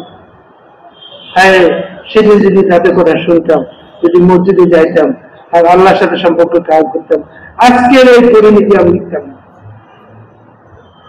কিন্তু কি লাভ হবে ভাই? এই আক্ষেপ করে কোনো লাভ হবে? ছেলে মরে গেছে, এখন কান্নাকাটি করে কি লাভ হবে? চিকিৎসার সুযোগ তো ছিল মৌতের আগ পর্যন্ত, তখন তো অবহেলা করে চিকিৎসা করি নাই। এখন মরে গেছে, এখন বুক ফাটাই চিৎকার দিচ্ছে, কি লাভ হবে? জাহান্নামীরা এত জোরে জোরে চিৎকার দিবে, যাতে জোরে চিৎকারের কি বলবো, চিৎকারের একটা চাপ আছে না? জোরে চিৎকার দিলে এটা কি একটা চাপ পড়ে, সবচেয়ে বেশি পড়ে চোখের উপরে। এই চাপটা সবচেয়ে বেশি পড়ে চোখের উপরে। এই জন্য চোখের ডাক্তাররা অপারেশন করে রোগীকে বলে যে চোখের উপর কোনো চাপ দিবেন না। কিয়ামতের দিন কোরআন ভাষার মধ্যে আছে, কিয়ামতের দিন জাহান্নামীরা তাদের পরিণতি দেখা এত জোরে চিৎকার দিবে যে এই চিৎকারের চাপে তার চোখের পুত্রগুলা বাইরেরা নিচে লটকিতে থাকবে, ঝুলে পড়বে, চোখের পুত্রগুলা বাইরে পড়বে, চোখের গর্তগুলো থাকবে।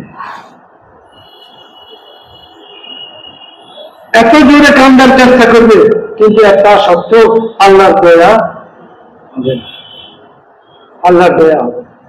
ভাই সাবধান হয়ে যায়, এখনো সময় আছে, মওতের আগ পর্যন্ত। আল্লাহ বড় মেহেরবান, আল্লাহ বড় মেহেরবান। এমন একটা কলমা আমাদেরকে দিচ্ছে, এমন একটা বিপ্লবী কলমা। কি কলমা? বিপ্লবী কলমা। যে কলমা মানুষের জীবনে বিপ্লব নিয়ে আসে, মানুষের জীবনে পরিবর্তন নিয়ে আসে মুহূর্তের মধ্যে। জাহান্নামীকে জান্নাতি বানায় দিয়ে, জাহান্নামীকে জান্নাতি বানায় দিয়ে যে, এবং আল্লাহর অসন্তুষ্টির কারণ দূর করি, আল্লাহকে সন্তুষ্ট করি। 80 বছর শিরকের মধ্যে, কুফরের মধ্যে কাটাইছে, 100 বছর আল্লাহর সাথে শরীক করছে, আল্লাহর সাথে শিরিক করছে, কুফরি করছে, কিন্তু এই কলমা পড়ার সাথে সাথে 100 বছরের গুনাহ মাফ হয়ে গেছে। 100 বছর সে আল্লাহর ঘৃণিত ছিল, এই কলমা পড়ার সাথে সাথে আল্লাহর কাছে প্রিয় হয়ে গেছে। হুজুর সাল্লাল্লাহু আলাইহি ওয়াসাল্লামের কাছে একজন রাখাল, সেটার এক যুদ্ধ, আমি যুদ্ধের এটা বলে গেছি, ওই রাখাল এক ইহুদির বকরি চড়াইতো, বকরিগুলো নিয়ে এসে বাইরে আসছে, সে দেখেছে অনেকগুলো তাবু, সে তাবুদের কাছে গিয়ে জিজ্ঞেস করলো আপনারা কারা? আমরা মুসলমান। আপনারা এখানে কি? আমরা ইহুদিদের বিরুদ্ধে যুদ্ধ ঘোষণা করছি, আমরা তাদের বিরুদ্ধে যুদ্ধ করবো।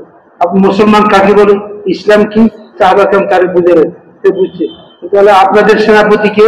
বলে আমাদের সেনাপতি আমাদের নবী হযরত মুহাম্মদ সাল্লাল্লাহু আলাইহি ওয়াসাল্লাম। উনি কোথায়? বলে উনি এখানে আছেন তাবুতে। তো তাবুতে সেনাপতি তাবুতে থাকে? আমাদের সেনাপতিরা তো জাঁকজমক ভাবে থাকে, তাদের তাদের তাঁবুর আশপাশে বহু দূর পর্যন্ত অন্য কোনো তাঁবু থাকতে পারে না, তাদের পাহারার ব্যবস্থা থাকে। আপনাদের সেনাপতি খোলা মাঠের মধ্যে আপনাদের সাথে তাঁবুতে থাকে? বলে হ্যাঁ, আমাদের সেনাপতি এরকম। আমাকে একটু নিয়ে যাবে? বলে চলো। নিয়ে এলো। নিয়ে যাওয়ার পরে রাসূল সাল্লাল্লাহু আলাইহি ওয়াসাল্লাম জিজ্ঞেস করলো যে আপনি কিসের দিকে মানুষকে দাওয়াত দেন? রাসূল সাল্লাল্লাহু আলাইহি ওয়াসাল্লাম বললেন আমি এক আল্লাহর দিকে মানুষকে দাওয়াত। তুমি আল্লাহকে স্বীকার করো, আল্লাহকে বিশ্বাস করো, আল্লাহর হুকুমতে জীবনযাপন করো, দুনিয়া আখিরাতে কামিয়াব হয়ে যাবে। আমি আল্লাহর রাসূল, এই কথা সাক্ষ্য দাও। সে বলল আশহাদু আল্লা ইলাহা ইল্লাল্লাহ ওয়া আশহাদু আন্না মুহাম্মাদান আবদুহু ওয়া রাসূলুহু। আমি সাক্ষ্য দিচ্ছি আল্লাহ ছাড়া কোনো মাবুদ নেই, আপনি আল্লাহর রাসূল, যে সাক্ষ্য দিচ্ছি। এরপরে তিনি বললেন যে হুজুর এখন আমি কি করবো, আমার কি কাজ? বলে এখন তো নামাজের ওয়াক্ত নাই, আমি তোমাকে নামাজ শিখাইবো। এখন রোজার মাসও নয় যে তোমাকে রোজার কথা বলবো। এখন হজের মাসও নয় যে তোমাকে হজের কথা বলবো। তুমি চলতে থাকো আমাদের সাথে। ইতিমধ্যে একদিন সে আসি বলে ইয়া রাসূলুল্লাহ আমার দিন চাইতেছে যে আমি একটু জিহাদে শরীক, আমি জিহাদে শরীক হই। আর আমার কাছে আমার মালিকের বকরিগুলো আছে আমানত, আমি এগুলোকে চালাতে নিয়ে আসছিলাম, এগুলো কি করবো? অন্যের হক, অন্যের হক অন্ধের মতো তবলিগ করলে হবে না। ইসলাম বলছে অন্যের হক আদায় করে। সে যদি ইহুদিও হয়, সে যদি খ্রিস্টানও হয়, সে পাওনাদার, হক আদায় করতে হবে। হুজুর বললেন তুমি বকরিগুলাকে তার বাড়ির দিকে হাঁকাই দাও, বকরিগুলাকে তার বাড়ির দিকে। বকরির নিয়ম হলো একসাথে চলতে চলতে তারা আগেরটা যেদিকে যায় পিছনেগুলা ওদিকে চলে যায়। এইভাবে পুরাতন বকরিগুলোকে সামনে করে দাও, বাকি বকরিগুলো পিছনে করে হাঁকাই দাও মালিকের বাড়ির দিকে, ওদিকে চলে যাবে। আর তুমি জিহাদে শরীক হয়ে যাবে। জিহাদে শরীক হয়েছে, শরীক হয়ে শহীদ হয়ে গেছে।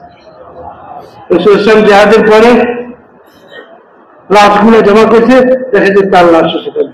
তিনি বললেন সুবহানাল্লাহ, মুসলমান হয়েছে, কলমা পড়ছে, এক ওয়াক্ত নামাজও পড়ে নেই, জান্নাতে চলে গেছে। এক ওয়াক্ত নামাজও পড়ে নেই, জান্নাতে চলে গেছে। এমন একটা কলমা আল্লাহ আমাদেরকে দিয়েছে। এই কলমার চাহিদা হলো যে আমরা কলমা অনুযায়ী, এই কলমার দাবি হলো আমরা কলমা অনুযায়ী জিন্দিগি যাপন করি এবং এই জিন্দিগিটাকে সারা দুনিয়াতে প্রতিষ্ঠিত করি এবং সারা দুনিয়ার মানুষকে দাওয়াত দিই। এর জন্য জানের মালের কোরবানি নববী তরিকায়, নবীওয়ালা তরিকায়, মুহাম্মদ সাল্লাল্লাহু আলাইহি ওয়াসাল্লামের তরিকায়, সাহাবাদের তরিকায় জান মালের কোরবানি দিয়া সারা দুনিয়াতে এই কলমাওয়ালা জীবনকে প্রতিষ্ঠিত করার জন্য মেহনত করবো, এটা নিয়ত করি। করছেন নিয়ত ভাই ইনশাআল্লাহ? ভাই আপনি যাইেন না, একটু বসে একটু বসে নিয়ত করেন যে ইনশাআল্লাহ মওত পর্যন্ত সর্ব অবস্থায় কাজটা করবো, কোনো অবস্থায় কাজটাকে ছাড়বো না। আমাদের 5 দিনের জোর, আমাদের ইজতিমা আমাদের সামনে আসতেছে। ইজতিমার টাকাটা 5 দিনের জোরের টাকাটা তো এটা ছিল যে একজন পুরনো সাথীও এই সময় ঘরে বাড়িতে থাকবে না, সব এখন আল্লাহর রাস্তায় ফিরতে থাকবে। এলাকায় এলাকায় মেহনত করে 3 চিল্লাওয়ালাদেরকে 5 দিনের জোরের জন্য নিয়ে আসবে। আর কয়টা দিন আছে? 2 সপ্তাহ, 2 সপ্তাহ আছে 5 দিনের জোর না। তো এই জোর যদি পুরোনোতে হয় তো সারা দেশে 2.5 থেকে 3 লক্ষ পুরনো আছে, তো 2.5-3 লক্ষ পুরনোদেরকে জমা করতে হবে না? কে করবে? আমরা তো পুরোনোরা এখনো বাড়ি বাড়ি আছি, আমরা তো এখনো দোকানে খেতে আছি, এখন আমরা এখনো অফিসে আদালতে আছি। টাকা পয়সা করবে কি? আল্লাহ তাআলা বলেন হে ঈমানদাররা, যদি তোমরা দিনের টাকাটা পুরা করো আমি তোমাদের সাহায্য করব, আমি তোমাদের সাহায্য করব। আর মনে রাখিও, যদি আমি তোমাদের সাহায্য করি দুনিয়ার কোন শক্তি তোমাদেরকে পরাজিত করতে পারবে না। আর তোমরা যদি দিনের মেহনত না করো, দিনের জন্য জানমাল কোরবানি না দাও, আর দুনিয়া ভরা আসবাবও যদি জমা করো, অধঃপতন এমন ভাবে আসবে যে সমস্ত মাল আসবাব অধঃপতনের হাত থেকে তোমাদেরকে রক্ষা করতে পারবে না।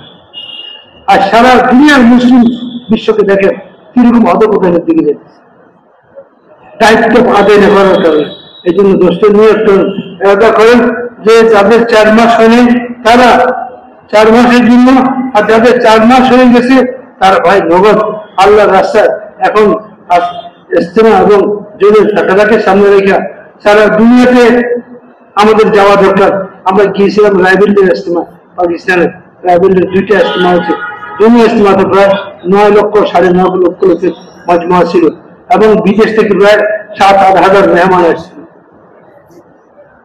প্রায় 5,000-এর উপরে জমা ছিল আল্লাহ রাস্তায় বেরিয়ে গেছে। বিশাল মজমা ছিল এবং দোস্ত বিদেশিরা আমাদের দেশে আসার জন্য আমাদেরকে বারবার বলতেছে তোমরা যাওয়া দেশে গিয়ে জমাত করো আমাদের দেশে, মেহনত করি আমাদের দেশ থেকে নগদ নগদ জমার জন্য তোমাদের ইস্তেমার জন্য নিয়ে যায়, এই জন্য তোমরা জমাত পাঠাও আমাদের দেশে। আল জাজাইর থেকে এবং তারপরে আপনার মাস্কাত থেকে, তারপরে কাতার থেকে, জর্ডান থেকে, বিভিন্ন দেশ থেকে তারা বলছে তোমরা জমাত পাঠাও। মালয়েশিয়া থেকে, ইন্দোনেশিয়া থেকে, ইন্দোনেশিয়ার চিঠি আজকেও মশলার মধ্যে পড়া হয়েছে। আমাদের মেহনত যেসব জমাত বাংলাদেশের জমাত সেখানে এখন মেহনত করতেছে, তাদের কাছে মসুরা সহ জমাত, তাদের কাছে ইন্দোনেশিয়ানরা দরখাস্ত করছে তোমাদের মুরব্বীদেরকে বলো আরো বেশি মসুরা সহ জমাত, আরো বেশি পুরুষদের মজবুত জমাত পাঠাতে, যাতে ইস্তেমার আগে আগে এমন চাষ হয় হাজার হাজার লোক যেন তোমাদের ইস্তেমা যাইতে পারে। থাইল্যান্ড থেকে সাথীরা বলতেছে জমাত পাঠান। এখন মেরে ভাইয়ের কিন্তু এইসব টাকাগুলো কে পুরা করবে? এইসব টাকাটা তো আমাদেরকে পুরা করতে হবে। পুরনো সাথী যারা, জিম্মেদার সাথী যারা, তাদেরকে পুরা করতে হবে। এবার যদি আমার এটা বলতে হয়, এই মাজমা দেখলে, টাকার মাজমা দেখলে মনে হয় যে পুরনোরা যার যার অবস্থানে এখনো নিশ্চিন্ত ভাবেই আছে। কথা ছিল এলাকার ভিতরে 7 দিন 10 দিনে জমাত বানায় এমন ভাবে মেহনত করা, কোন তিন ছেলেবেলা যেন হাত ছাড়া না, সবাই যেন জড়ে আসে। সাল লাগানোওয়ালা, তিন ছেলে লাগানোওয়ালা, চিল্লা লাগানোওয়ালা ওলামা একরাম আসে। আর নতুন নতুন দীর্ঘ চিল্লার জন্য তৈরি করে আনা হয়। এই পরিমাণ মেহনত হয়, এই ইস্তেমা থেকে এত জমাতের খুবই হয় যে এই জমাতগুলোর মেহনতের কারণে ইস্তেমা পর্যন্ত 100% 100% মানুষ নামাজি হয়ে যায়, দিনদার হয়ে যায়, হ্যাঁ আল্লাহওয়ালা হয়ে যায়, মসজিদমুখী হয়ে যায় এবং সব রকমের গুনাহ, নাফরমানি, সব রকমের অন্যায়, সব রকমের অপরাধ বন্ধ হয়ে যায় এবং পালাই দুনিয়াতে চিন্তা হয় আর হেদায়েত দুনিয়াতে চিন্তা হয়। এই জন্য ভাইয়ের বিরুদ্ধে হিম্মত করে বলেন এখান থেকে নগদ আল্লাহর কাছে যাওয়ার জন্য কে কে তৈরি আছে, তারা নিজের পেশ করেন। দেশের জন্য, বিদেশের জন্য হিম্মত করে বলেন, ভাই বলেন। আল্লাহ সবাইকে কবুল করে, ভাই বলেন, হিম্মত করে বলেন। কারা তৈরি আছে হিম্মত করে বলেন। একজন তো জানা মাশাআল্লাহ, আল্লাহ তাআলা কবুল করেন, আল্লাহ জান মালের মধ্যে বরকত দান করেন, আল্লাহ সব আল্লাহ সাহাবা ওয়ালা হিম্মত নসিব করে। আরো বলেন, আরো বলেন, আরো বলেন, আরো বলেন। জি জোর থেকে কতদিন